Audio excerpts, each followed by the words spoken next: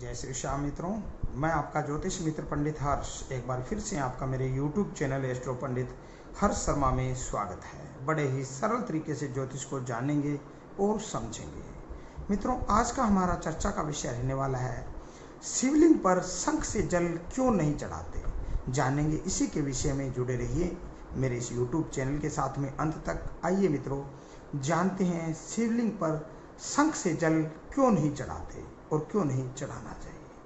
मित्रों, हम सब जानते हैं कि पूजन कार्य में शंख का उपयोग महत्वपूर्ण होता है। लगभग सभी देवी देवताओं को शंख से जल चढ़ाया जाता है, लेकिन शिवलिंग पर शंख से जल चढ़ाना वर्जित माना गया है। आखिर क्यों? शिव जी को शंख से जल अर्पित क्यों नहीं करते? इस संबंध में शिव पुराण में एक कथा बताई गई है। जानते हैं मित्रों वही कथा। मित्रों, शिव पुराण में शंकरचूड़ नाम का महापराक्रमी दैत्य हुआ।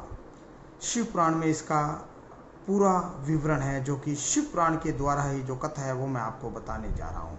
मित्रों, शिव पुराण के अनुसार शंखचूड़ नामक का एक महापराक्रमी दैत्य हुआ। शंखचूड़ दैत्य रामदंभ का पुत्र था। दैत्य रामदंभ को जब बहुत समय तक कोई संतान उत्पन्न नहीं हुई, तब उसने भगवान विष्णु के लिए कठिन तपस्या की। तब से प्रसन्न होकर विष्णु प्रकट हुए। विष्णु जी ने वर मांगने के लिए कहा। तब दंभ ने तीनों लोकों के लिए अजय एवं महापराक्रमी पुत्र का वर मांगा। श्री हरि तथास्तु बोलकर अंतर्ध्यान हो गए। तब दंभ के यहाँ एक पुत्र का जन्म हुआ, जिसका नाम शंखचूड़ पड़ा। शंखचूड़ ने पुष्कर में ब्रह्मा जी के निमित्त घोर तपस्या की और उन्हें प्रसन्न कर लिया। ब्रह्मा जी ने वर मांगने के लिए कहा। तब शंखचूड़ ने वर मांगा कि वो देवताओं के लिए अजय हो जाए।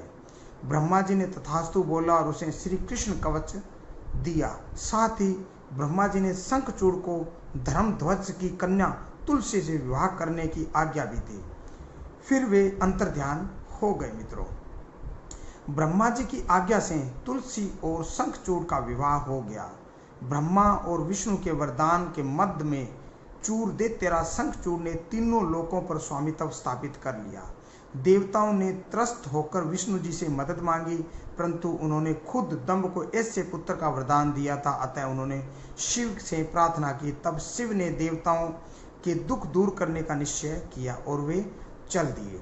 परंतु श्री कृष्ण कवच और तुलसी से पतित व्रत धर्म की वजह से शिवजी भी उनका वध करने में सफल नहीं हो पा रहे थे। तब विष्णु जी ने ब्राह्मण रूप बनाकर दैत्यराज से उनका श्री कृष्ण कवच दान में ले लिया।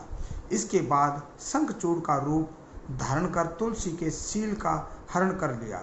अब शिव ने शंखचूड़ को अपने त्रिशूल से भस्म कर दिया और उसकी हड्डियों से शंख का जन्म हुआ। चूंकि शंखचूड़ विष्णु भक्त था, अतः लक्ष्मी विष्णु को शंख का जल अति प्रिय है और सभी देवताओं को शंख से जल चढ़ाने का विधान है। परंतु शिव ने चूंकि उसका वध किया था, अतः शंख का जल शिव को निषेध बताया गया और इसी वजह से शिव जी को शंख से जल नहीं चढ़ाया जाता है। मित्रों, ये थी एक सूक्ष्म सी जानकारी, जिसमें जाना हमने कि शिवलिंग पर शंख से जल क्यों नहीं चढ़ाते हैं। इसी तरह की सूक्ष्म जानकारी जानने के लिए हमारे इस YouTube चैनल के साथ जुड़े रहें। इस चैनल पर ज्योतिष से संबंधित बड़े ही सरल तरीके से बताया और समझाया जाता है। आज के लिए बस इतना ही। जय श्री श्याम।